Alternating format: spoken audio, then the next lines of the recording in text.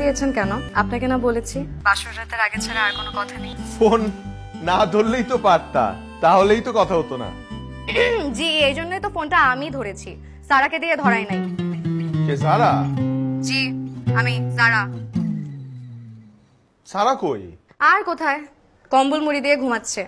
বিয়ের দিনের আগে ছিল সারা আর কাউকে মুখ দেখাবে না। ওকে ওঠাও, শপিং এ যেতে হবে, কাল রাতেই তো বলে রেখেছি। পসিবল না।